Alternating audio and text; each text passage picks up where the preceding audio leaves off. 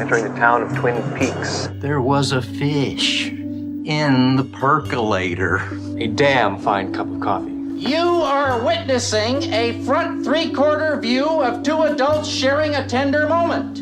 It is happening again. Take another look, Sonny. It's going to happen again. What kind of fantastic trees have you got growing around here? I'm going to turn it upside down. Sheriff, we got a lot to talk about. Sheriff, we do have a lot to talk about. We have the most to talk about. I've never been so upset in my life. Just kidding. I'm a dramatic person. I've been very upset. But scream at the TV a couple times. I screamed at least twice. Yeah. We'll get to it. I knew that the reveal happened in the episode, which we prefaced in our last episode of the pod, because they advertised it. Just crazy. But it didn't go the way I thought it would. And there's something that happens even before then that just like I choked on my food and then I You did. Like I almost started crying. Before we get into all of that, I have to say this is Welcome to Twin Peaks, the Horror of the Hanna's Twin Peaks rewatch podcast. So thanks for joining. We are joined by Britt from 1001 by 1 today. Britt is our self-proclaimed log lady of our show. So yes. Thank you so much for having the log lady back today. I am so excited to talk about this episode. I was texting Matt earlier just to say that I think this might be the best episode of television out there.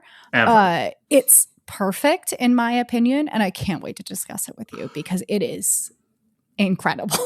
It is incredible. The thing I love about the reveal is that, you know, the studios were really like insistent that David Lynch and Mark Frost tell the audience who the killer is. And I do have a little fun story about that later. But they told us, but they did not tell us the why. And that is it's the fact that you're missing so much actual information. It's incredible. I think I struggled to process when in my brain I was like, oh, I'm getting the reveal. I thought Agent Cooper would also get the reveal for some stupid fucking reason. Well, that's just a failure on my end of like understanding the show. But then I was like, oh my God, he doesn't know. He doesn't know. What the hell? And then that I think is what freaked me out the most. When then the credits rolled. Yeah. See, here's the thing. I don't think that is a mistake on your end. I think that's the way that normal television would go. That's the way that normal storytelling would go. And David Lynch and Mark Frost are not going to do normal storytelling. They're not going to spoon feed you anything. Even though this feels like it's so early to reveal who killed Laura Palmer, we still don't know why. And we know everything about Bob, but we don't know where Bob came from. There's so much. There's so many Bob's questions. So many Bobs. Yeah. Let me give a quick rundown. So I didn't even say. I had to ask Britt an icebreaker quick. So we already last time we got the sort of icebreaker that your character that you identify most with is the log lady. Today's icebreaker question is, what is your typical diner order? Oh God. Okay. So my typical diner order would probably be 2 poached eggs, extra crispy hash browns, sausage, unless it's a sausage patty, because I only like the small links, then it would be bacon if it's not that, and then some sourdough on the side. Ooh, okay. It's very, very boring, but boring. it's really good. My very standard diner order is just 2 eggs over easy, bacon and toast, probably rye or wheat. I was saying we're all kind of on the same. If I'm going my most standard, because I'll get an eggs Benedict or eggs Benedict is corned beef hash. I'll get shit on the shingle on a cage. No one knows what that is. I know. I think that's very local terminology. Yeah. Explain to say what it's actually called. I don't even know how cream chip beef over toast. But locally, okay, it's very good. Anyway, I do love biscuits and gravy as well. Biscuits and gravy slays so hard. So good, but I can only get it maybe once a year because it's too rich. And also, you have to be really cautious about where you order it because I do feel like it's the further south, the better. Fuck up biscuits and gravy and not be the best. Fair. That's why I feel like I end up doing eggs because how do you fuck up egg? Well, here's the thing. I'm always going to get a poached egg with my biscuits and gravy, which I feel like most people would think is sacrilegious. But I'm also from the Pacific Northwest, so we do things differently than everywhere else.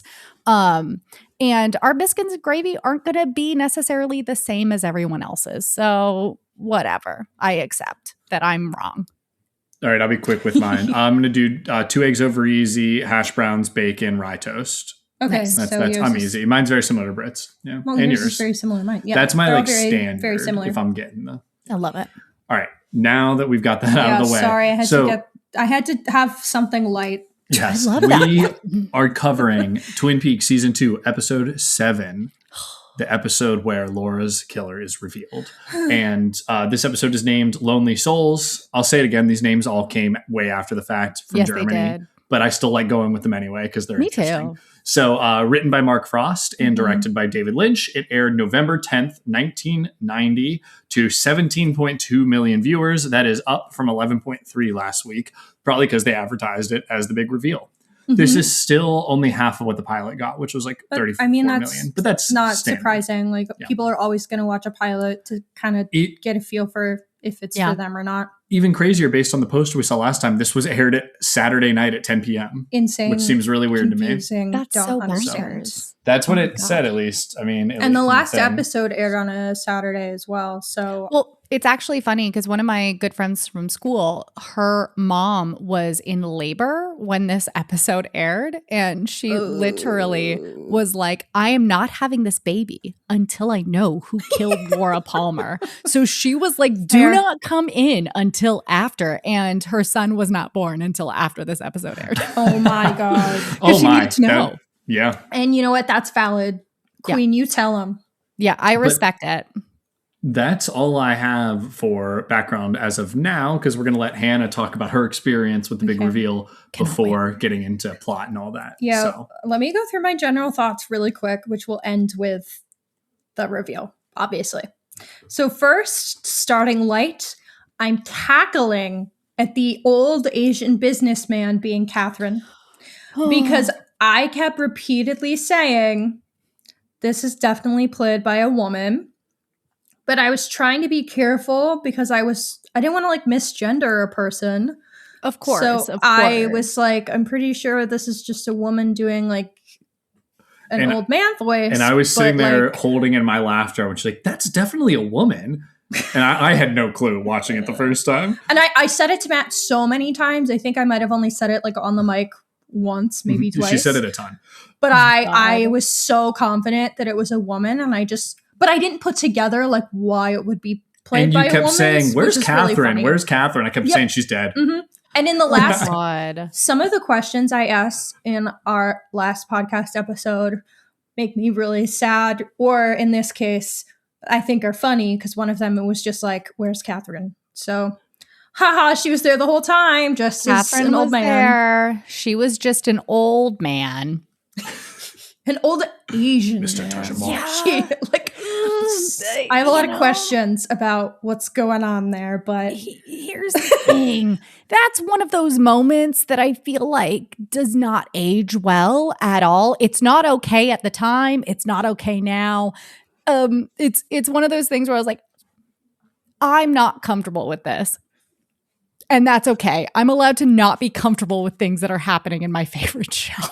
Hey, Catherine's a bad person, though. Catherine's a really bad person. So it's like unsurprising. And also, I feel like it's pretty in line with what Ben Horne would probably be suspecting to do business with. So like, I can't blame her for that. Also, it makes it like I understand why they did it from a writing perspective. It's just not.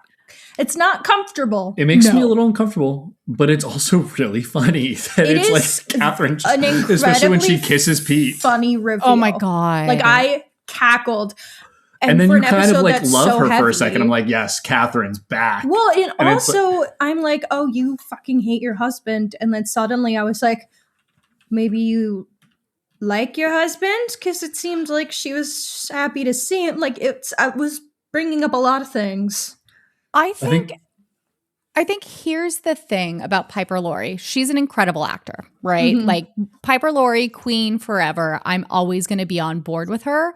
Maybe not in this moment, but for the most part, I love everything she does. I also think it's such an interesting moment between Catherine and Pete because it shows that deep down, Pete's still her guy. Pete's still the person that she's going to when she needs something. It's not necessarily need something in like a superficial way, like emotionally needs support. It's going to be Pete, which makes me feel like they had a loving relationship at some point. And I really like that. I don't know. Definitely.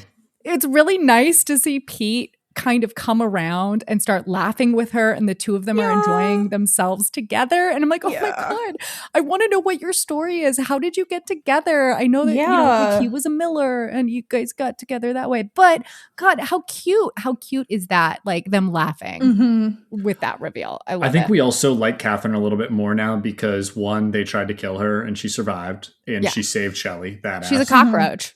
Yeah, she's a cockroach. And also now that we feel much more sus about Josie, you're like, well, I don't know. The most beautiful ever, Josie, is so nice. Oh my God. Yeah. I said she was a femme fatale from the beginning. No one, you didn't believe me. I did not believe I know. Just... It's just funny. Like the very obvious femme fatale turns out to be a femme fatale. Who knew? Like, who knew? Poor Truman. Poor Truman. Oh my gosh. Well, all right. So keep giving us your rundown. So my second of my general thoughts is incredibly depressing. I was so flabbergasted that Harold died by suicide. I choked on my dinner. My eyes teared up. I screamed. And then I just kept going, what? No. It's a really disturbing. They didn't. It's a disturbing They didn't do shot. that. It's incredibly disturbing. Yeah. And it's not that they didn't write his character to make that fit. Like, it fits the characterization. They've made it very clear that he is struggling with his mental health. I mean, he has agoraphobia. Like, that's been a part of his character since moment one.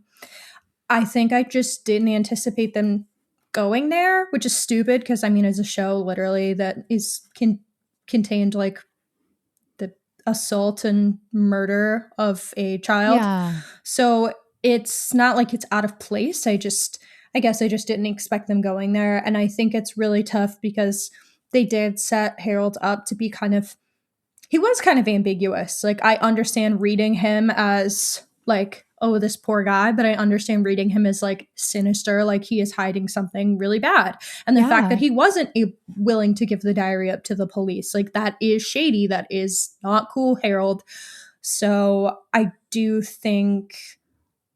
I can't imagine watching the show and being like, Harold is a terrible person and he's hiding something and then getting to that. Like, I was shocked and upset and I was on, like, I did not feel that way about Harold. So I can't imagine had I been like, fuck Harold up until that point. I was never in the camp of fuck Harold. I always was in the camp that Harold seemed to be, Harold was honestly another victim of Laura's, because as much as I love Laura Palmer, I feel like she used a lot of people. And I do think that she used Harold. Maybe she didn't realize it was selfishly, but it was selfish. And that does not mean that she's not allowed to be a victim. I'm just saying that people contain layers and multitudes. And victims are allowed to have do problematic things before, horrible things happen to them. And I actually always kind of felt bad for Harold. Like, me too. When, in episode 6, I rewatched 6 and 7 today, or 13 and 14 today. And I feel really bad for Harold. So when he dies by his own hand in this episode, I was like, holy shit. This poor fucking guy just didn't know how to handle the situation around him. And I do think that it was handled in a way that was really shocking, but like we see his feet, but we don't see his entire body, which feels very respectful of I think Harold. they did it as respectfully as they could. Yeah, it's framed in a really disturbing and upsetting way, but also like respectful at the same time. Like it's not grotesque. It's honestly, it leaves more to the imagination, which and it really catches you off guard. Like I said, Hanna choked. She wasn't lying. I was like worried for a second. Yeah, Matt was like, "Are you choking?" It's like, no, I just can't process what's happening. Yeah, it's a lot. It's a lot. I feel like this episode, there are a lot of like really fun moments throughout it, really chill moments, I would say, that kind of don't prepare you for the ending, and some really, really intense, heartbreaking moments, especially that ending and what happens to Harold. Yeah, so let's talk about the ending, because that's is there anything else that you have in your... Well, I mean, I have other points throughout, but like that is the obvious topic that we need to get to. Can we talk about the arrest of Ben at the same time, since these are like kind of overlapping? Well, so I did think it was very fun that some of the clues kind of pointed to Ben between the diary and Mike. Yeah, Hanna in last episode said there are two people that can be Leland or Ben based on what Mike said. Yeah. And I said, or Pete. But it was never Pete. Oh my God. Can you imagine? I said, or Pete. I said, or the old man, because they were all in the Great Northern. Okay, but it was clearly never Leland or Ben. Yeah. And so Ben gets arrested, which I was thinking from a first-time viewer, like, oh, holy shit. Yeah, like you had... If I was on Twitter... Go ahead, sorry. I was pretty convinced it wasn't. So I was like, oh, that's crazy.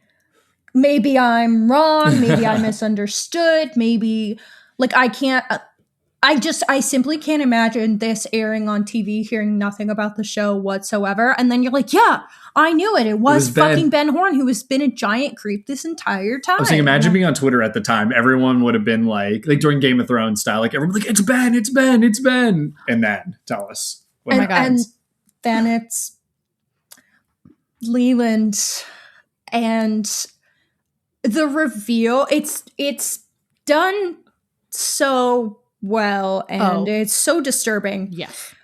So we're getting these kind of like mundane shots of furniture kind of moving around the room, and there's no one seemingly in the room, but we're hearing the sound of the record player, which is clearly needs to be like turned off or turned over, and is just kind of like clicking.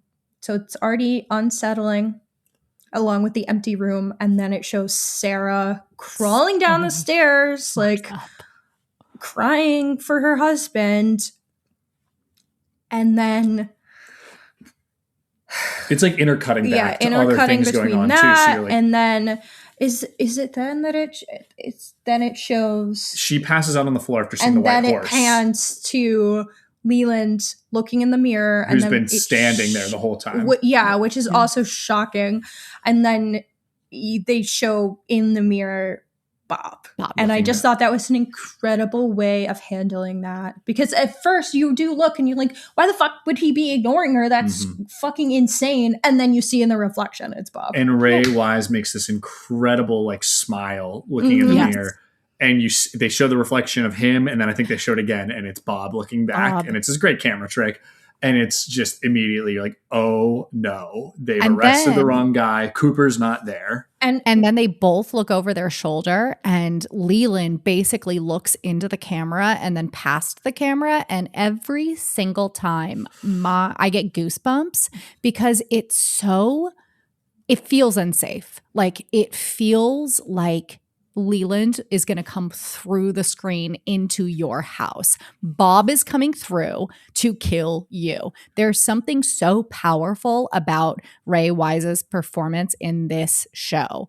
And I think he was cast perfectly. Flawlessly. It's such a great scene. It's one of my favorite scenes in anything. It's Cheryl Lee in that entire scene as well is just like beyond so good. I can't help but feel for Maddie, who I adore in that scene.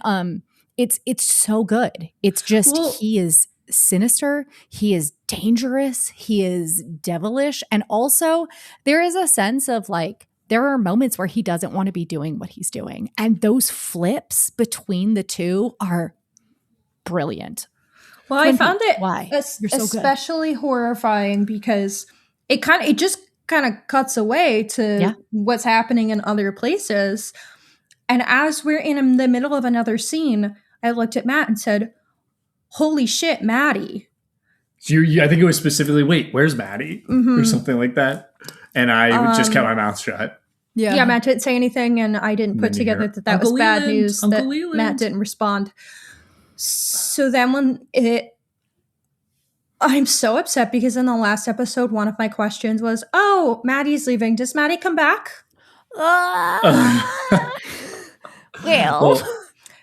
So when she's, coming down and then everything happens with her assault and seemingly murder.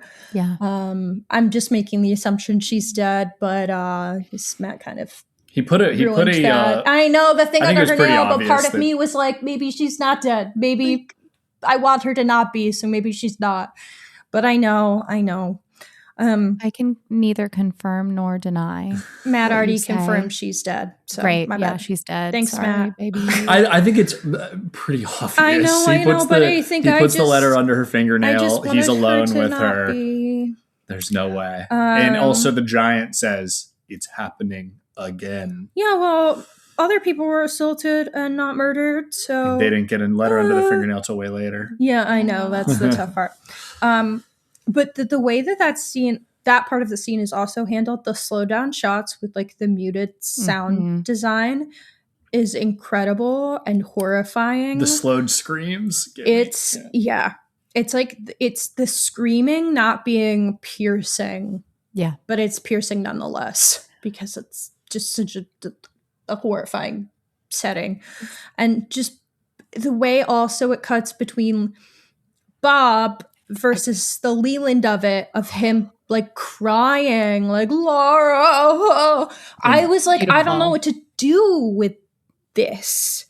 Like, I have so many questions about how much understanding or control that Leland has in these moments. Is it all Bob? Is it partially Leland? And I know those are questions. Put those on your questions list. I'm not going to have like immediately answer, but I do think because it cuts between them and Leland is crying, it does leave that very open for you to process. I think that it's like it's very obvious that David Lynch is the director of this episode, just from various shots that are used, various superimposed images, but especially at that ending, because one thing that David Lynch does very well, for the most part, not in everything, but he showcases violence against women in a way that is not only palpable, but feels safe for people to watch. Like as a woman, I'm a woman, I am horrified by what I'm seeing, but I don't think that Sheryl Lee was ever in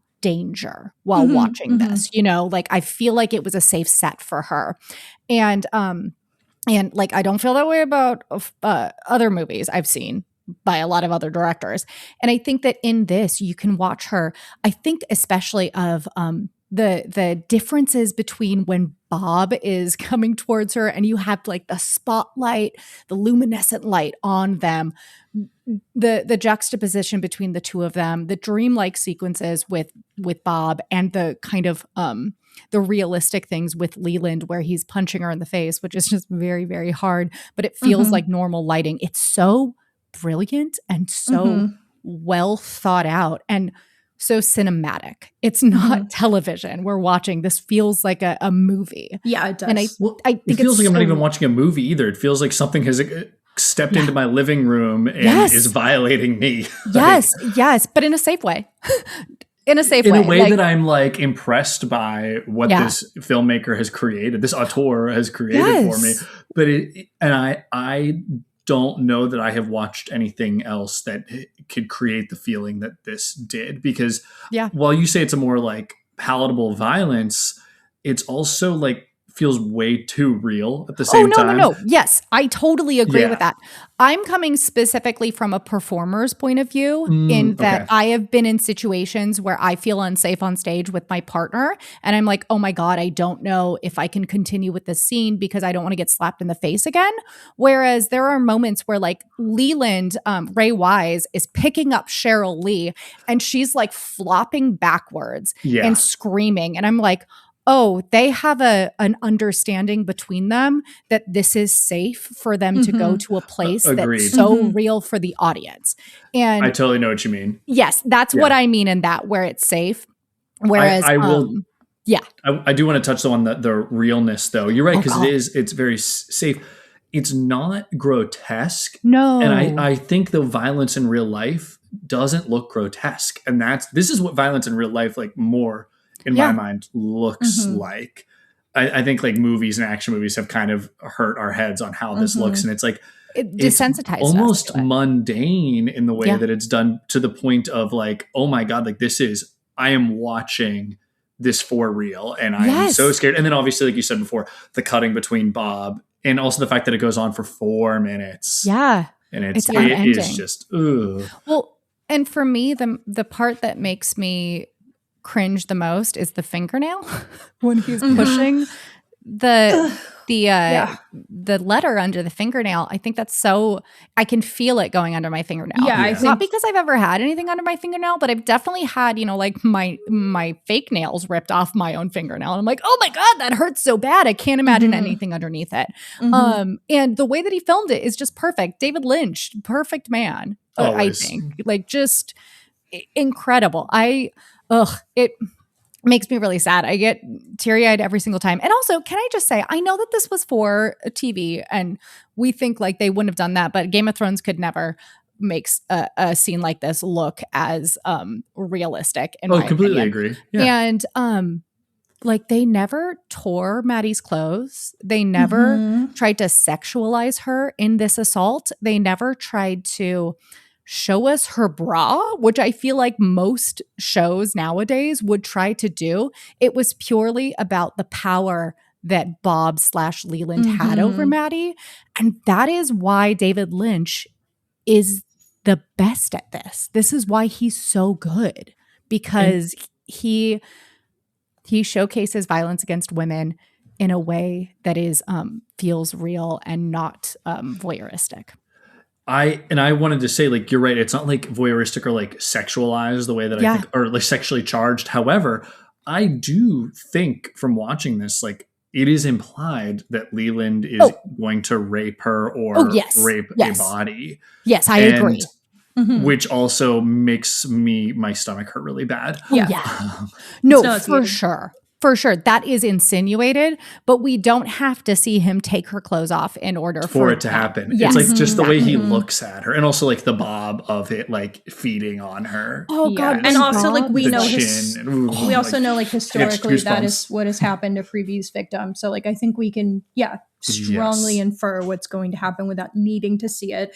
And I always appreciate when a director can get that across without physically making me watch a sexual assault. It's worse. It's worse this way. It makes me feel it like and internally that's like more than so much about how much we loved that scene in Sorry Baby. Sorry Baby. Like did such a phenomenal ill on the inside. Yeah. Like, but I guess I'd prefer to feel ill than from implication than feel ill from seeing it and thinking it's distasteful. Yeah. Well, because it's so much worse in our heads, right? Like the things that are happening in our heads feel like they're so much worse. And if we're actually visualizing it, there's a moment of like, why am I watching this? I could turn it off, right? I don't need to see this. And because honestly, I want respect for the characters. I want respect for the people on screen.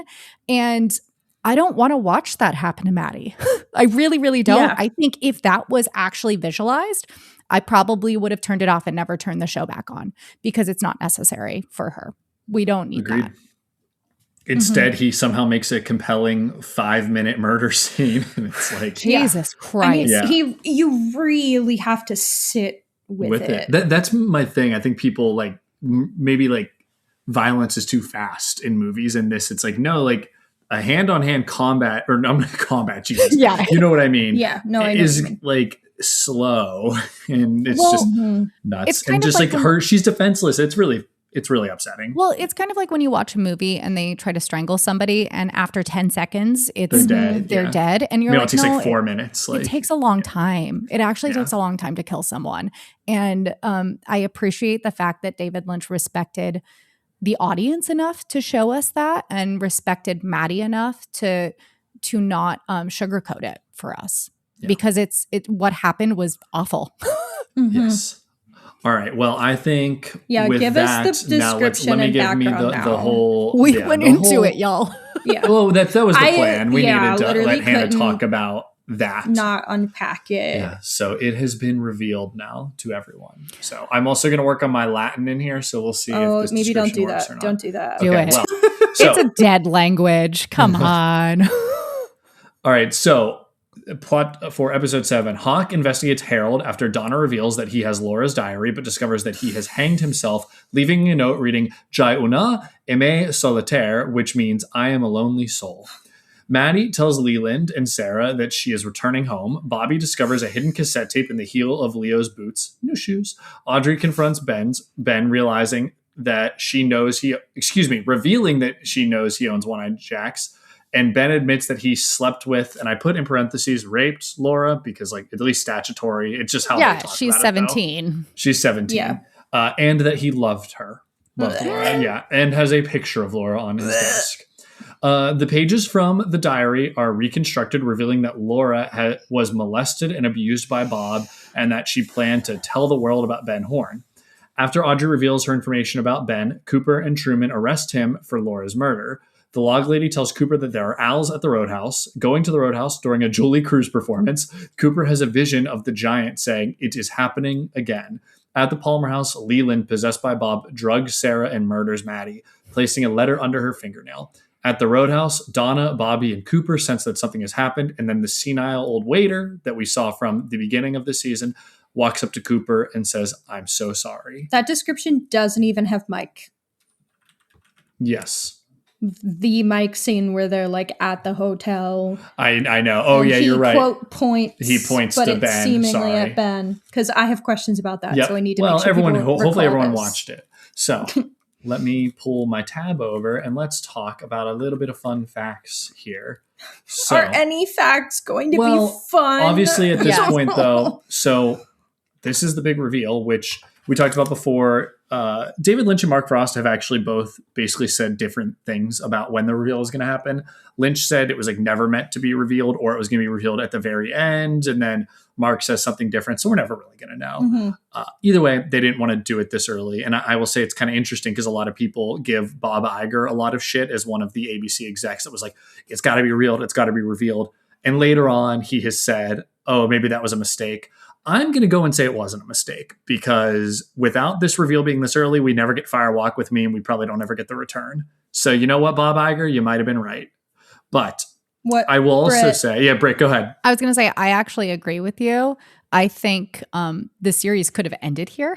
We don't necessarily, the rest of it, fine. But it could have ended here. We could have just had 14 great episodes that go into, the next thing. But the fact that we get Fire Walk with Me, the fact that we get the return, I will always thank Bob Iger for that. Yeah. Thank you, because it's glorious. Yes. And I will shout out, this is funny, I'm going to shout out Bob Iger, but people give him a lot of shit. But if you listen to our first episode on the pilot, Bob Iger is the guy who got the show on the air in the first place. He demanded this show get on the air. So he may have made a mistake by revealing too early, I think we got to give him his flowers still. So that was my one.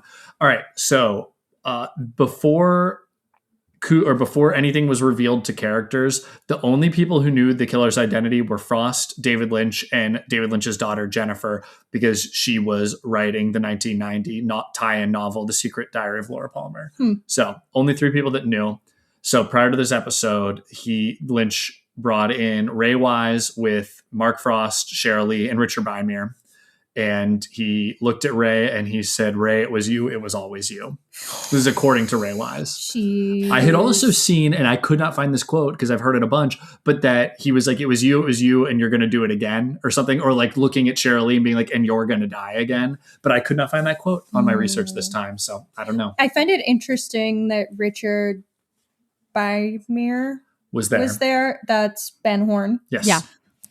Yeah, I find Is it that Baymere or Bymere? I never know I if don't I say that know. right. I just said words. Tony from, what did I say? Tony from West Side Story. Yes, yeah. Okay, well, let me just call him Ben Horn. Yeah, I guess I find it surprising that he's there because obviously the scene does not pertain to him. But I also understand they want him to react Like in this episode like he knows he didn't do it. They also because he didn't. They also filmed scenes where he was the killer. Like they did film scenes that actually because the cast didn't know either. And basically everybody assumed it was Ben Horn, audience included. So they did film scenes that alluded to Ben being the killer without putting them in the episode. So it makes sense that they included him because he was the hardcore red herring, right? Like they needed him to be in on this in order for it to work. And goddamn, does it work? Like, And I'll say, and I don't know, Britt, if you felt this way, but rewatching this whole show, I think there are a lot of hints early that it's Leland. 100%. But they're really well disguised. And well, I also think Ben Horn would be way too obvious. Well, Ben Horn would be way too obvious. And also, if you go back to what David Lynch was exploring at the time in his, which feels, I'm sorry, this is going into being like, I love David Lynch and I know what you're going to say though, post Blue Velvet. Yes, post Blue Velvet. He's looking at the degradation of the American dream. So like, it does not surprise me at all that he's looking into the most obvious source of, abuse in the home, which is somebody who's close to you, which is really, really fucked up and really scary. And honestly, rewatching the show, knowing where it comes from is honestly worse. It's worse. It's worse knowing. And this is the first time it's implied that Laura has been like repeatedly molested and abused throughout her life based on the diary. By since Bob. early adolescence. And so then you start to think too hard and then you feel like you're going to throw up. But then there's also the cyclical nature of abuse. And you're like, oh my God, Leland is an abused person who has gone on to abuse people. Yep. And like, he was. Yeah. Why do you think and then we'll go even further with it. They continuously show shots of fans spinning as the cycle of abuse. The cycle, yeah. I kept saying in the previous episodes to Hanna, like, oh, you want to play with fire, little boy? And it's like very clear that Bob had inhabited, in my opinion, and I would say you feel this way, that Bob had inhabited someone that abused Leland. Yeah. And then Leland has now perpetuated this cycle. Yeah, I was going to say, like, one of my questions is, like, why does Bob choose who Bob chooses? I mean, he's been in Leland for 40 years, but I was going to say my assumption would be that he was susceptible to this in, like, the way of an allegory for a sort of generational trauma. I would say yes. Yeah. And there are going to be more answers to your questions as we get further on, so I won't say too much. Yeah. We plead the fifth. Yep. So should I get to my Special Agent Cooper on the case? What are you on the case of now is the question. You still need to know who shot Cooper. Obviously, the moments that'll matter later in terms of just like plot points for the episodes. Laura's diary, we do have all of that information that Bob has been threatening her since early adolescence and was, quote, a friend of her father. So I'm really hoping Coop is able to put a little bit of that together since he clearly knows it's not Ben Horn. Obviously, the Ben Horn of the diary has kind of come to fruition a little bit. We've gotten some plot point with that, but that was obviously very important. Obviously, we're going to get more related to Bob inhabiting Leland and some sorts of answers, or maybe not. And then Maddie being dead. Yeah. So fucked up. It's funny because Hanna was very thrown off by that. But when you watch it again, it's like, well, Maddie is the stand-in for Laura. Maddie is the manifestation of everyone's grief and the replacement in a lot of people's minds as Laura. So like, once you know that Leland is Laura's killer, of course he has to kill Maddie. That is Laura to him. And it's like, she can't leave. He can't lose her again. So, and so there's this level of Bob, and we'll get into it, but it just makes sense. And rewatch, it's like, wow, they definitely, I believe they knew it was Leland from the beginning. Oh, no, I absolutely think that. I do think that David Lynch left things open to develop. Like Maddie wasn't originally supposed to be a part of the original show, but he loved Cheryl Lee so much that he created Maddie for her to come in. But I think that was one of those happy accidents that actually helped us understand Leland as a villain, like, can you imagine the reveal without Maddie? Which is unfortunate. Like, we don't love a woman being killed for the story of a man. It's not great, but I think it's handled well in this. Well, I to shout out Maddie, I think Maddie is a great character in being a manifestation of multiple characters. Yeah. Over Laura, James, and Donna. I think Maddie gives so much insight on who James and Donna are as people. I mean, and his song. Leland, obviously. Yeah. His song, like 2 episodes before, it's incredible. Where Donna's just like, I don't know what to do. And it's like, Donna, get over yourself. Oh my God. Well, so those are your on the case currently. So do you want to get into vibe checks? It feels very wrong doing normal vibe checks with this episode, but I've got them. Yeah, I left Leland well alone for my vibe checks. Leland's on my vibe checks. Yeah, he's on mine too. Yeah, I was like, well, you guys, do Leland first. I have get that out of the way. Leland as I'm gonna be sick out of 10. You mean a negative million? I just said he doesn't pass the vibe check whatsoever. He's a murderer. Passing 0 vibe checks, that's for sure. Except when he's singing show tunes on occasion. Child molester. He's a bad man, Well, and there's also that idea of like, I guess some people could say that he's hypnotized by Bob when he's doing what he does, but you can't do anything under hypnosis that you wouldn't originally agree to do not under hypnosis. So I kind of feel like this seed was in him from the beginning. I agree completely with you, Britt. Hannah asked me about this last night, and I was like, we have to wait a little bit. Yeah, I was trying to. Yeah, I'm on the same page as you. So yeah, sorry, my bad. I just tried to. No, you don't need to apologize. Under my notes for Diane, my questions. There's a lot of. Oh, I love it. The Leland, and like, does he know? Like, does he know what he's doing, or like, how much control does he have over what he's doing? Like, and I kind of explained to Hannah that there's a lot of debate among the community, and I believe that there's a correct answer, and I believe your answer is the correct answer, Britt. But I do want to wait to talk about that probably for at least a couple more episodes. There's at least I think there's like 2 more. Honestly, and also Firewalk with me. I was about to say you could wait till Firewalk with me, because there's a lot of especially with the everything that was cut out of Firewalk with me, there's a lot of information there that David Lynch chose to give us. Definitely. And oh God, Firewalk with me is so good. It's phenomenal.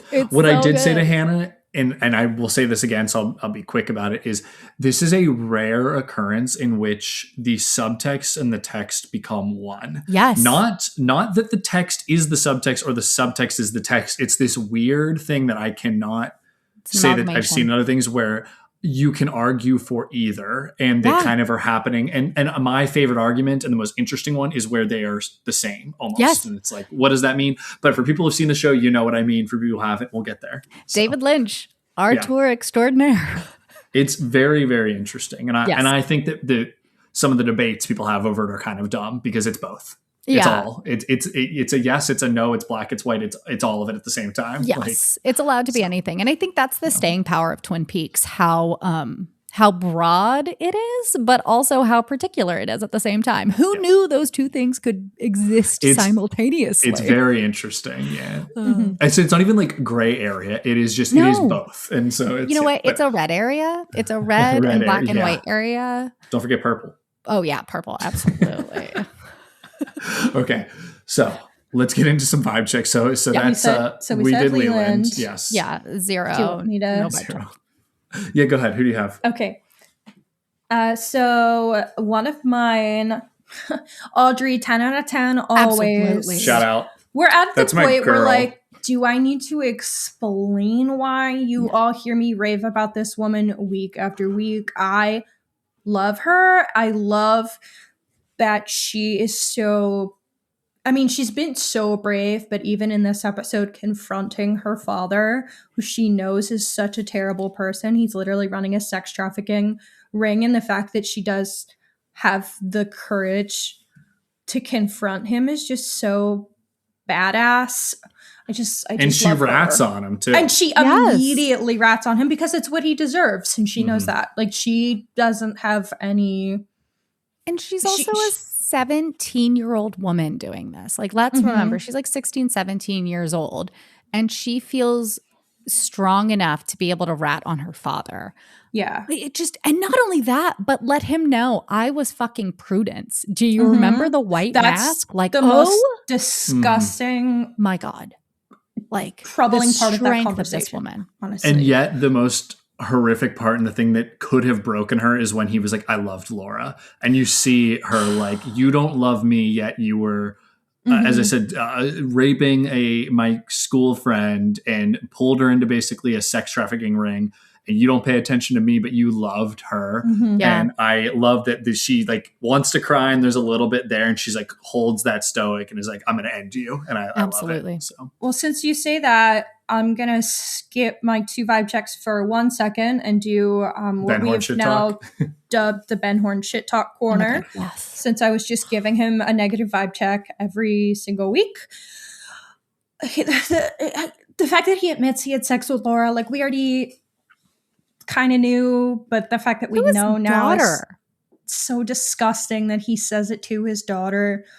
Who's the same age as Laura? What is wrong with And these people? Laura was disgusting. basically like babysitting his Disabled son. Yes. And so like, and that like, that's what she was probably around a lot. And it's just, and saying, I loved her, and having her photo on his desk and just openly admitting he's had one-eyed jacks and been a part of this operation for 5 years. It's all just so disgusting.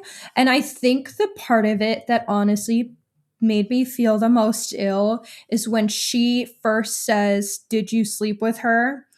And his initial silence speaks volumes. He doesn't say it right away, and the silence says it all. And making us sit in that silence, waiting for him to just admit it, is so unsettling. Yeah. No, fuck him.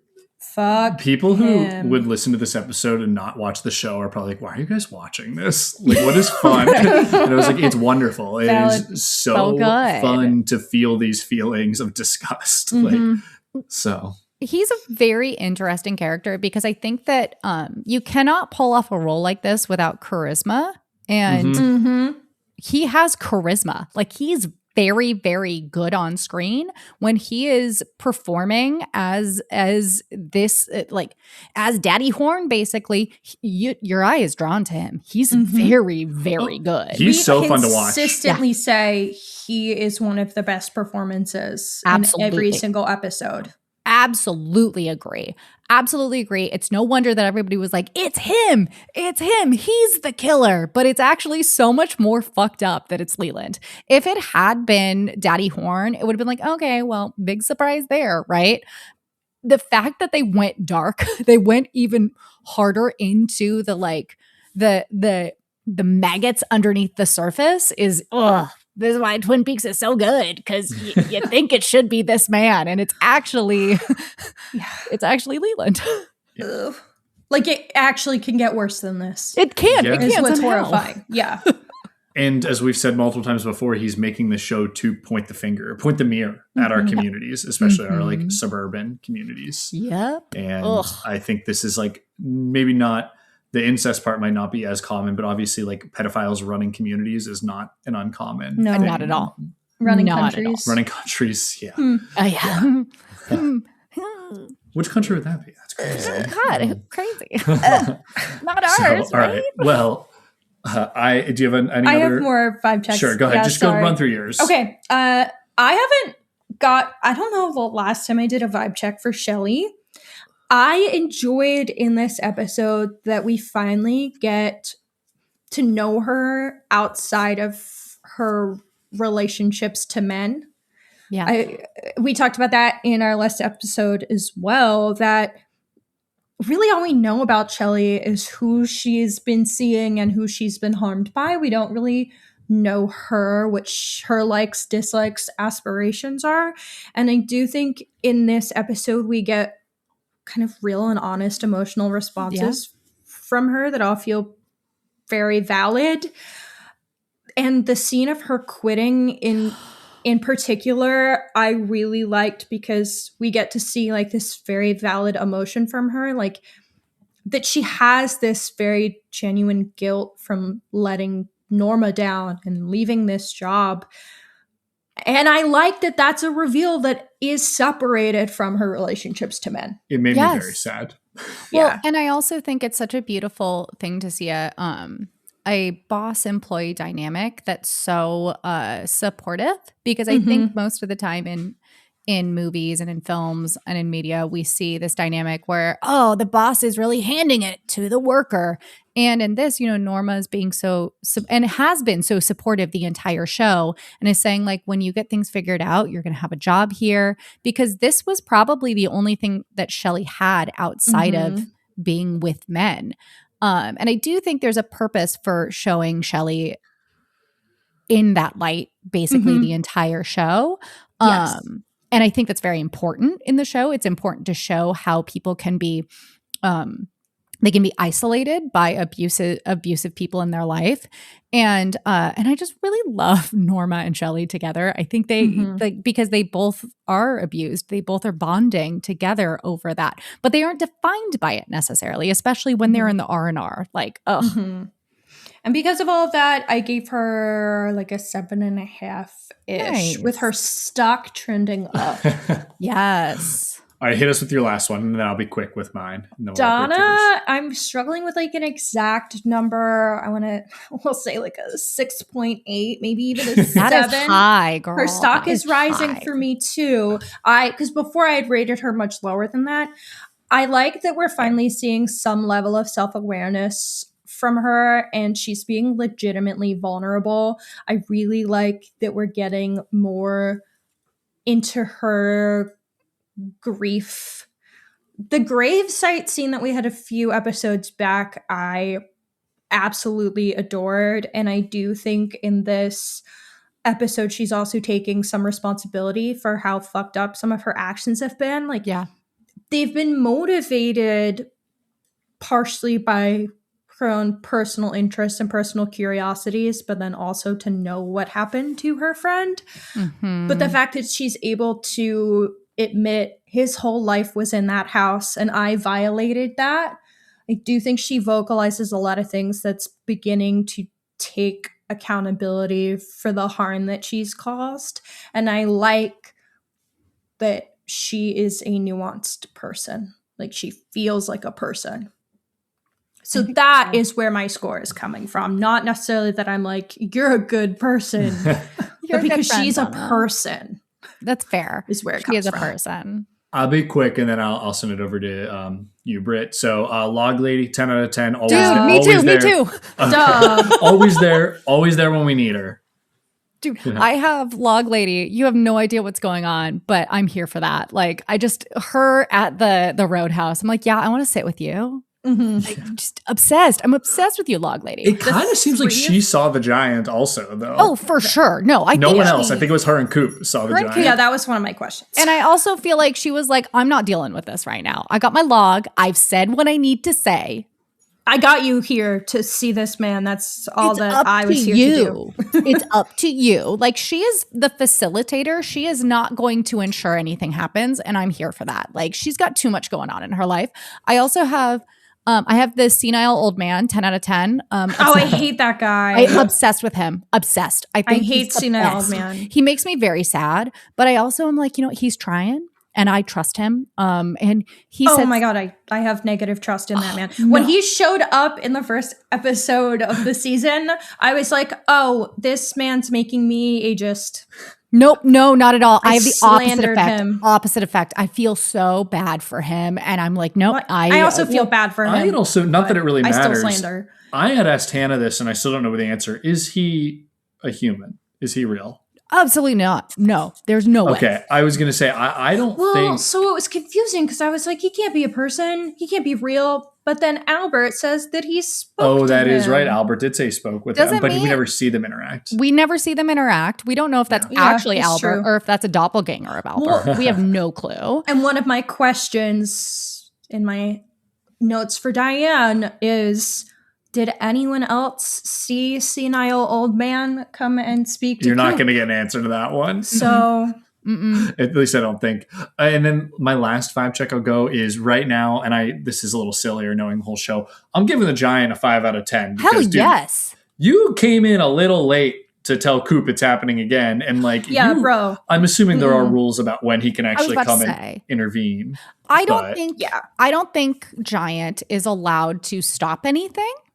I don't think he's allowed to do anything where he can't directly intervene. He can't directly interfere, but he can give influence after the fact. So, or maybe he was having a cup of coffee and forgot.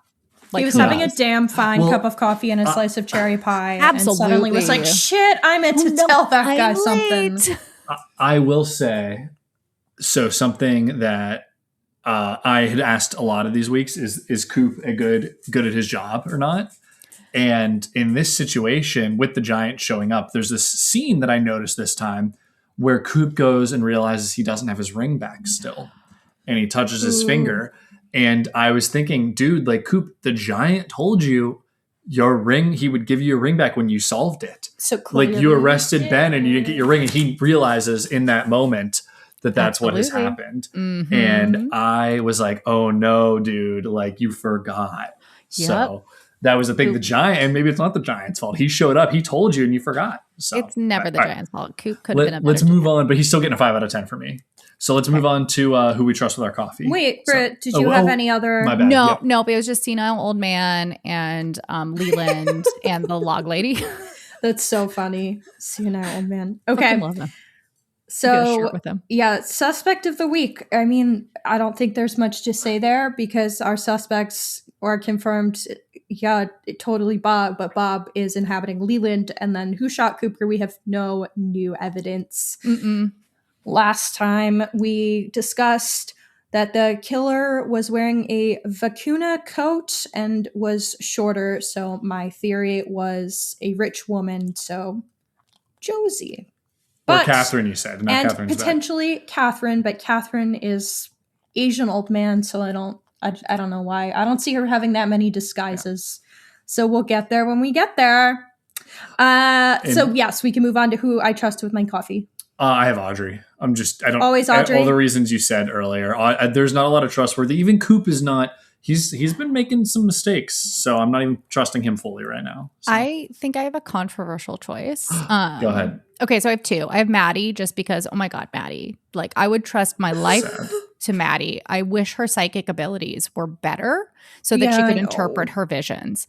But my second one, well, I guess I have 3. Then I have Gordon because, oh my God, Gordon. He can't hear anything, but he's going to protect your coffee. But then my actual one is Big Ed. Love Big Ed. Because here's the thing, Big Ed, once a cheater, always a cheater. That's fair. But he truly is trying his best to take care of Norma. It might not be in the right way, but he is trying to do right by her. And I appreciate that. And let me tell you, if I was sitting next to Big Ed at a bar by myself and I said, hey, I got to go to the bathroom. Will you watch my drink?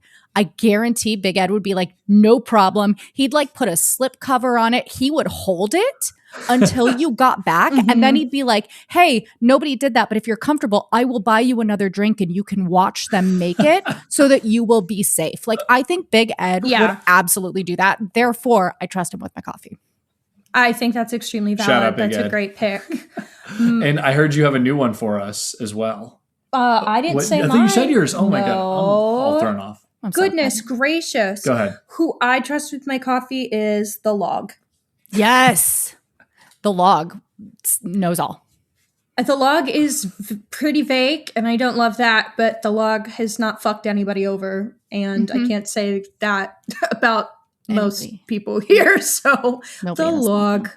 But yeah, introduce us to our new segment that you've come up with. New segment is who am I not inviting on my coffee date? Like, who do I not trust with the coffee? And I'm going to be perfectly honest. Catherine, how dare you? How dare you? I understand that this was a different time, but no, we are not going to pretend to be a different race. No, absolutely not. Catherine, no. And then also Donna, girl, you need to work on yourself before we can be friends. Like, honestly, she and James are trauma bonded. They need some time apart. And I can't trust her with my coffee. I feel like she would think that I'm trying to take James away from her. And I don't know. I don't know what I'd do. So no way. Those are my two for this week.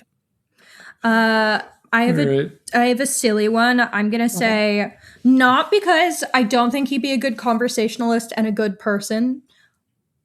If I want like a relaxing, lovely coffee date, Gordon Cole cannot be coming and screaming in my face the whole time. Fair. Like, if we can just communicate via text the whole time, then he can come. I have no issue. But I just simply don't want to be screamed at on my Sunday morning coffee. Yeah. Fair. So that's my silly answer. I love it. Because obviously, like, there's a whole slew of people like Leland and Ben who I don't want anywhere near my coffee. That's the obvious ones, though, right? Bobby. Exactly. I was going to say Bobby is my other one. I just think Bobby is making some poor fucking choices. He's making poor choices, but I'm actually liking him more as the series goes on. I also like him more, and I think that while his choices are dumb because I just think he's not a smart guy, I understand where they're coming from to a degree. And I do think he truly cares about Shelley. I really do. Like, yeah, I think he genuinely loves her. So I'm not going to have coffee with Bobby's friend Mike. Absolutely not. Oh, I would have never had coffee with that guy. That guy sucks. He showed up. He's back for the first time in forever, so I had to bring him up. Yeah, no. Fuck that guy. Definitely. Throw him down the well. 1,000%. He was one of my vibe checks in the very first episode. I slandered that man, and then he just disappeared until never now. showed up. I was like, thank God. All right, let's do some. My new bit. Oh, you have another new bit? Yeah, I told you this before we started. Okay. Best performance of the episode. It's Leland. Oh, yeah. Yeah, I was going to say that as well. Leland and Bob, I would say, joined together because, man, that performance, especially, like, I think of when he's just, like, sucking on Maddie's chin. It's so disturbing to me. Genuinely, the last 5 minutes of this episode, truly some of the most disturbing TV I've ever seen. And people try to do that and can't. And it's not even that explicit. That's what's so amazing about it. But yeah, Leland and Bob mixed together, just superimposed over each other. Okay, now we can get to our Black Lodge and cherry pie moments. Yeah. I'll be quick again because we are going a little long. So my cherry pie moment was Ben getting arrested and going, just refusing to be arrested and going, no. And that, you know what? There are plenty of other fun moments, but no, fuck that guy. I love seeing Ben get arrested. Yes. And my Black Lodge moment is the last 5 minutes of this episode. Of course, I don't need for all the other reasons we said before. Yeah, I put my Black Lodge moment was the last 15 or so minutes of the episode, but same thing. My cherry pie moment, my absolute coziest moment is Pete saying, "Catherine, you look terrible." I laughed so loud. I loved that scene so much. Really highs and lows in this episode. You get that right before the Leland reveal. Yeah, it's bananas. So my Black Lodge moment is obviously when Leland kills Maddie. Like, the other one, though, is how many peanut shells are in front of James in the roadhouse scene? Like, what is that man doing to peanut shells? That's disgusting. I know. I noticed that. Did you notice during the court scene, they use the peanut shells to create a aisle during the court scene in there? No, So the peanut shells are everywhere but the aisle, and there's chairs. So like, and also that judge let Leland out on bail. I know, it's Leland so would vile. not have been able to kill again had he not been let out on bail. But he's a white man. He's an affluent white man. Of course they let him out on bail. He was grieving. He would never do it again. Never. Leland also now a serial killer. This is number 3. Yeah, exactly. My cherry pie moment was actually the Roadhouse when everybody comes together at the bar. I'm like, oh my God, I want to go to this bar. It looks so nice, especially when Truman and Cooper sit next to the log lady. And I'm like, this is amazing. And she kind of doesn't give a shit at all, but I feel like she's so happy to be a part of it. You know what I mean? Because everybody kind of is just like, oh, she's the log lady. And the two of them choose to sit next to her. Ugh, that's the coziest moment for me. And then we go back to the Roadhouse and everybody's just crying. Yeah. Amazing scene too when it's like clear that like they Bobby feel it somehow. and Donna feel it. I think that's Bobby's best acting in the entire show is when he can feel that it's happening again. Oh my God. Bobby, why do I like you so much in season 2 when you're a piece of shit in season 1? This is not okay. Hey, you have to, I always say they're kids and they're going through a horrific trauma that happened to them. Like, it's not surprising they're acting this way. So no, it's so true. And I think that David Lynch is really showcasing their grief in a really good way.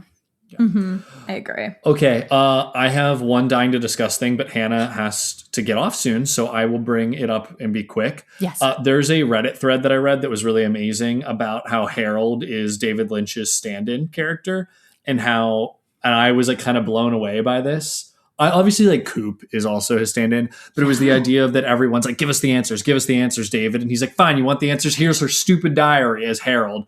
And then he's like, well, no, but like once you have the diary, this is over, right? And he's like, I'm trapped. And how he kind of felt with the show and how felt needing to reveal it. Yes. I was like feeling trapped within inside of this studio and this box that they put him in that he just wants to get out of. And eventually we do get the diary and then it's over, right? At least Harold as a character is over. And then Lynch walks away for a little bit. We don't see him again until the end. So that was, I kind of rushed through it, but there's a really amazing Reddit thread that I saw. Good. Yeah. So I would go take a look. It was by, let me find it, Harold Smith Theory, written by TZA Tazametti, 1984. And they just thought about it 2 years ago. Yeah, but basically being a shut-in. Oh, and also Donna liking Harold as like the audience. Like, this guy's kind of interesting. I like him, and that's Lynch. Lynch let us in to like him, and then he shows us the weird stuff. Yeah. And then we demand answers. And that's Donna's faking liking. She just wants her damn answers, like the audience did. And if you consider how this influenced Mulholland Drive, especially with Audrey Horne's character and how Shirley was treated in Hollywood, like that totally makes sense to me with the Harold insert character.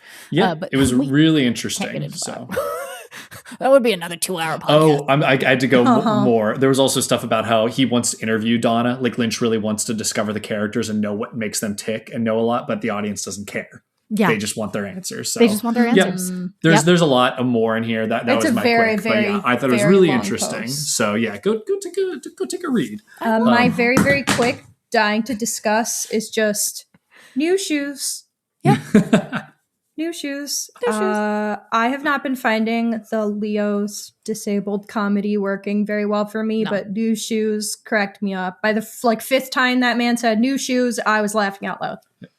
All right, let's go through your notes for Diane. Sorry, Britt, you're getting cut off for dying to discuss. No, you got places to be. We're good. But before we get to that, we have to listen to our messages from the log. So let's roll the voicemail. Hello, this is Andrew. Just calling. Feels very weird to call a hotline. I feel like I'm in 1990 again all of a sudden. Super fan of the show. Big fans of Hanna and Matt. Just want to say I am proud of myself for finally, after 4 years, getting through season 2. I'm so glad I did. Though I must say, the episode you guys are talking about is obviously the end of the good part of season 2, and then we get into the shit that happens afterwards. But as far as the reveal, I did not see it coming. With David Lynch, I often try not to think too heavily beforehand and just let the experience and the vibe wash over me. So I did not anticipate the reveal being the reveal. I'm very satisfied with it. I'm currently into the return, and I cannot wait to see where the series goes from here. Thanks for letting me ramble. Well, Andrew, we are very proud of you for getting through season 2. We know we have a lot to do with it. That's what it is. You watched it because you knew we would be recording on it. You wanted to listen to our episodes. We get it, and we begged you to also. We appreciate you. I'm excited to dive into the return. The fact that I haven't been allowed to start it yet kind of kills me going at this slow of a pace. So jealous that you're there. But in terms of your reactions to the reveal, I think it's very fair when it comes to David Lynch, just kind of not spending your time trying to like over predict things and figure out what's coming and just let the experience come to you. I think it's a very fair way of watching his movies. Eat the movie instead of trying to beat the movie is what I always say. It's like a good meal. Eat it. Don't beat it. Yeah. You know? Instead of like making it a competition to figure out what happens, just although that's what part of our show because it's fun. Yeah, but I would say that exactly. you don't do it to the point of ruining yourself and asking too many questions and complaining of the logic of the movie because they've already set forth that there is no real world logic. Things work on dream logic in David Lynch world. Mm-hmm. So that's the thing with David Lynch in general. I feel like it's just not worth my energy to try and get like caught up in certain details because in the long run, not every specific tiny detail is going to matter because it's about what it makes you feel sometimes. And as a filmmaker and a writer, I think he's really good at not setting rules that he then breaks. Mm-hmm. So, but either way, Andrew, thank you for calling in. Hello, welcome to Twin Peaks. This is Ethan Steinmetz, a friend of Matt and Hanna. I'm calling in about season 2, episode 7. And I have to say, this is a damn fine cup of coffee episode with a slice of pie. It was so dark. It really had some of the most disturbing imagery and content, and I loved it. I really enjoyed the killer reveal of Leland being the murderer. I was surprised by it. I was not aware, once I watched this episode, I wasn't aware of the fact that they got pushed to reveal the killer earlier in this season. So I went into this episode expecting it just to be a regular one, and then was very surprised to see they actually, revealed the mystery. I didn't have a good guess about who it was because I thought I had more time to figure it out. But now that I know it's Leland, it kind of makes sense. I think it makes sense in the fact that it's been hard to gauge him as a character throughout the show. He's been so erratic with his acting, which we attributed to his grief, but it's been hard to kind of see through that to gauge, intent and motive. But he did understand we have the means. One thing that I really liked about the reveal was the record skipping, creating a really creepy ambiance during that scene. And I thought it was interesting considering so much of Leland's character has been music driven, how he loves to dance and sing in really uncomfortable moments. So it's interesting to see that whenever the music stops, this is whenever he snaps and he becomes Bob. I'm interested to see where the show goes. If there's going to be a long time of us knowing that it's Leland, but trying to wait for Cooper and Truman to catch up and figure it out, or if they'll solve it pretty quickly, and then after that, where will the show go? What's going to be its main focus? Either way, I'm enjoying it, and I'm looking forward to continue watching. Ethan, thank you for calling in. You said so many good things that I think we agree with that I don't even know how to comment on all of it. But I am excited for you to continue watching and see how the rest of it plays out. As for what you were saying about realizing it's Leland now, I think the show does such a great job at hinting it throughout while also hiding it. So it really rewards the second viewing for me where I can kind of see the sinister side of everything. But for a first-time viewer like you and Hanna, you see much more of the, it's just grief. And he's able to basically hide the sinister motives behind the grief. Yeah. There's also a level of that the extreme grief is because he did it. It's like this weird grief or guilt he's having on top of it. And that's why it's a little more extreme than whatever Sarah is having.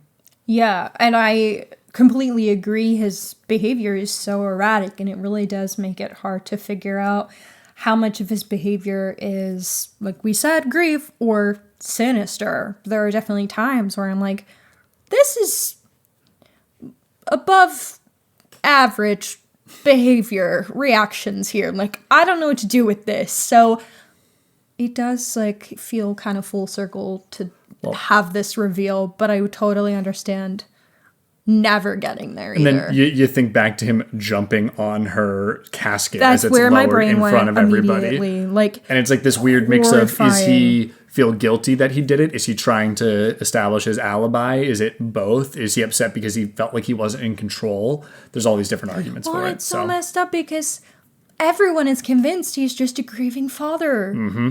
It's so sad and fucked up, and now he was out on bail, and oh my god. Yeah. And I totally agree with you about the point of like, are we just going to be waiting for Cooper and Truman to catch up, or are they going to figure it out right away? I think that was my biggest anxiety when it was revealed. I think I might have even talked about it earlier in the episode of like, I knew this was the episode where it got revealed, but I guess in my head, I thought it'd be solved. It would be solved, not just revealed to the audience. So definitely anxiety inducing as a viewer to be like, hello, Cooper, you need to get on the same page as me now. Thank you.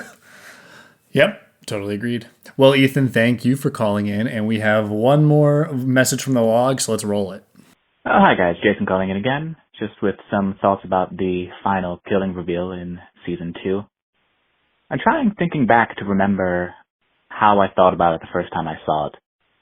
And I don't know if I had any guesses at that point. I mean, we know what's happening leading up to it. But at that point, the kind of real life and supernatural elements of it had diverged to a point where I was just kind of along for the ride, and I wasn't sure how they were going to tie everything together.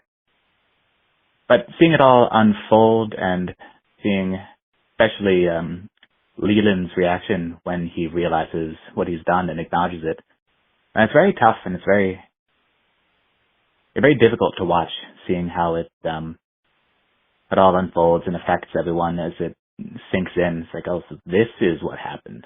But yeah, I think looking forward to your thoughts going forward, and keep up the good work there.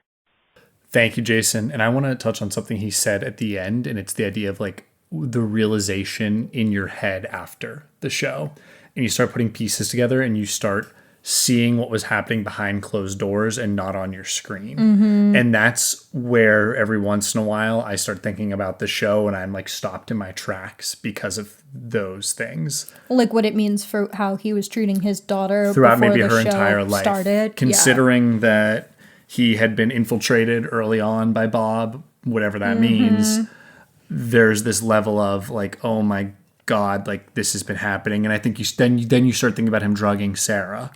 And it's, like I said, it's just like your blood goes cold for a second. Also, like, he seemingly has had Bob as a part of him since he was a child, aka Lara's entire life. Yes. So, like, when did he start abusing her? Like, that's a horrible thought to have to think about a adolescent, a small child. Yeah. Like, and I assume that this was happening because it is kind of implied that this is like a cycle of abuse that was perpetrated on him as a child. Yeah. So it's implied, yeah. Altogether, that's where I think some of the magic happens, is it's like while you're not watching the show, it's like what pops in your head. So that was something that Jason made me think of. So I appreciate that, Jason. Thank you. I also think it's really interesting that we've had this theme with our callers of like, I did not have a guess. I did not think it would be Leland, or I didn't have a guess, and I'm just along for the ride. And I think that's really interesting, especially given, obviously, we're watching it for a podcast, so there's inherently going to be this guessing game. And I think I would probably be doing that to some degree as well, regardless if we were podcasting. And you did too, right? Like, did you have any theories or guesses, or were you also along for the ride? I was mostly along for the ride. I was like trying to guess, but I was pretty shook when it happened. Okay. Yeah, I think that's a fun theme to be picking up on all these calls. Yeah, definitely. Okay, well, that's it for messages from the log. So if you're a log and you have a message for us, make sure you call and leave it at, Hanna? 215-821-9584. And as always, that will also be in the episode description and plastered on our socials. Make sure to also follow us on Instagram, because we do post some questions that we will share answers to later on in the show. All right, so now back to the episode. Oh my gosh, I have so many things I'm dying to discuss. Okay. So why did Mike seemingly react to Ben Horn when Ben is not Bob? Is it related to Ben's proximity to Bob all these years? Ben's particular penchant for evil? Coincidence? Who's to say? I would love to know. Has anyone else noticed that fucking Ben Horn had a photo of Laura, a dead, murdered teenager that he's not related to, on his desk? Yes, I did notice. No, I don't mean us. I mean the characters in Twin Peaks. I kind of assumed that Laura was in their household a lot. That's still weird. I know it's still weird, but it's so weird. It's so weird. It's not even like a family photo that she's in. Like it's just a photo of her. Ugh, gag. Yeah. Why hasn't Bobby told the police that Hank shot Leo? And speaking of, where the fuck is Hank? With John. I know, but where? What the hell is Bobby's plan past what's going on right in this exact moment? She says, how are we going to survive? And he's like, I'm missing economics as is. And I was like, fuck you, Bobby. You put her in this mess and she shouldn't have trusted you because you're dumb. So like, what are you going to do to get us out of it? What is Norma's general headspace right now? Her friend/employee just quit. Ed's coming in with his ill wife who has no idea what time of her life she's in. Does she still want to divorce Hank and be with Ed? Like, what is going on with this woman? I feel so bad for her also, but she's kind of just not the priority here. There was a tape in Leo's new shoes. What is on this tape? Did Ben really think he was going to accomplish something by running away from the police? Like, what the I love that scene so much. What the fuck was that? That's so He funny. has gotten away with everything in his life. I know, but that was so funny. He was like, I'm going to go get a sandwich. See ya later. And just like tries to leave. It's so funny. Laura's diary says that Bob was a friend of her father's. So my question is, what does she actually know? How much does she know that it's actually Leland? But there are owls at the roadhouse. What were the owls at the roadhouse? We didn't really get any clarity on what the owls were there. Could Truman and Log Ladies see the old room service man, senile old man? And also, could the Log Ladies see the giant? You're not going to get answers on those. We told you what we think. Why the fuck did Sarah see a horse while she was on drugs? Like, what does it mean? Because you can dismiss anything visions by just saying, like, she's on drugs, but she clearly has visions. Did talk about the pale horse. Yeah. And I don't recall it. You might have to go back and watch. So, might be. Pale horse is obvious, a lot of the time synonymous with death. And that is really depressing. Yeah. Am I wrong in saying that, Britt? No, not at all. That's a very, very Catholic thing. It's one of the four horses of the apocalypse, and death rides in on a pale horse. Well, I guess that answered that question. Shit. There you go. Does Leland know what he's doing? Does he have control of what he's doing? Oh, is Maddie actually dead? Did he rape Maddie too? I'm assuming, but ... Oh my God, I hate it here. Okay, how much awareness does Sarah have as to what Leland/Bob is doing? Because she's she's being drugged, but she was like Leland, like saying his name. There are a couple questions that you're going to ask that I could say carry through, but that's going to be on your list for a long time. We can't say anything. If we say something, it will give it away. So we must plead the fifth again. Now that Cooper knows it's clearly not Ben, does he suspect who it is? Because I feel like you should probably have the clues now.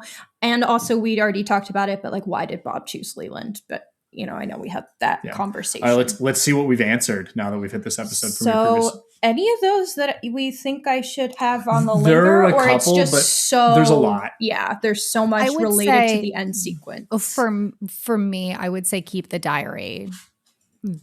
Keep that in your back pocket. Okay, I like that. That's the one that really stood out to me. That I was like, you might get some answers, not necessarily on the diary itself, but like, what does she actually know? Did she know it was Leland? That piece of it. Okay. I would say keep that in your back pocket. Yeah. Okay. I like that one. So my lingering questions: where does Bob come from? We don't have that. How did Leland come to meet Bob or be inhabited by him, since clearly no one by the name of Robertson ever lived by the Palmers? Did Josie marry what's his face is what I have written, Andrew, for resources, money, land, etc. Again, I feel like there's implication there, but no confirmation. Why did Harold actually have the diary? Why is Bob spelling his own name? You can probably take a guess at that one now, but I mean, it's no. Okay, keep moving on. Never mind. Keep moving. How long have Laura and her mother had dreams? Owls, question mark. What does the giant mean by the owls aren't what they seem? And why is the log lady so worried about owls? Is Lucy's baby Andy's? Again, the important questions. Yeah. And this is the one important. that's really upsetting. Was Laura's body brought back to the house or harmed in the home because Maddie had the vision of the bloodstain on the carpet? So I do think we have the answer to that one. Yeah. Is that Maddie had visions of her own death.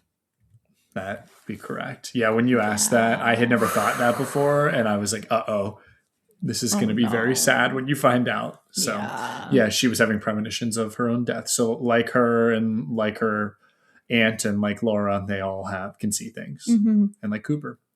So, and those are the ones that have all seen Bob. As we said before, they're either gifted or damned. Yeah. Yep.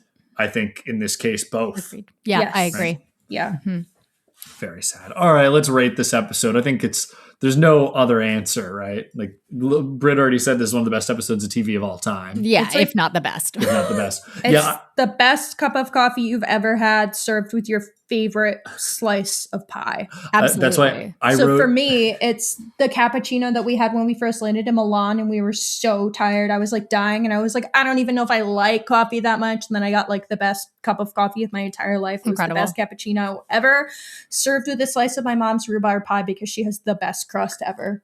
Oh. I just wrote espresso in Rome as like, you know, I know Cooper and Lynch like their black drip coffee, but yeah, the espresso I've had in Rome, that's peak stuff. I love that. See, I would say the best cup of cold brew I've ever had, which is probably honestly homemade cold brew when it's just chilled overnight. It's perfect with not a savory pie, but with a slice of steak and Guinness pie. Yum.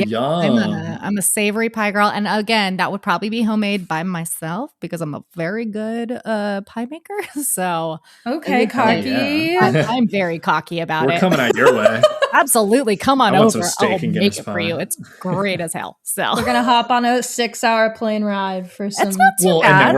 And then we're gonna go to North Bend to go to the Double R and go to the Great Northern. Snoqualmie, go to the Great Northern. I know. It's easy. Oh my god, I want to so bad. Matt, I've been telling you I wanted to go to Washington for years. All right, well, it's cool as hell over here, y'all. It's cool as hell. We can also go to Deception Pass, which is my favorite place in the world. Ugh, it's beautiful. And I have family on that island. Wannabe Island. What's it called? Woodby. Yeah. Woodby is awesome. It's so cool. That live there. Yeah. So. Okay. Well, Britt, thank you for joining us. You want to tell us where to find you? Yeah. You can find me at 1001 by 1. You can find me at Britsby Hobnob on everything. Ask me for a weird recommend. I'm happy to give it to you. Great. Go follow Britt. Go follow 1001 by 1. And we are glad everyone could join us here today. This was a harrowing episode. I'm excited to see what Hanna thinks of where the show goes from here. So for everyone out there, we will see you next week with a fresh cup of coffee. Thank you for listening to Welcome to Twin Peaks, a Twin Peaks rewatch podcast from Horror Hour with the Hannas. If you liked the episode, please make sure to give us a 5-star review on your favorite podcasting app. If you'd like to call into the show, call us at 215-821-9584. You can find us on the socials at Welcome to Twin Peaks Podcast on Instagram or at our original account at Horror Hour Hannas on TikTok. Come back soon for more Coop, coffee, and cream corn.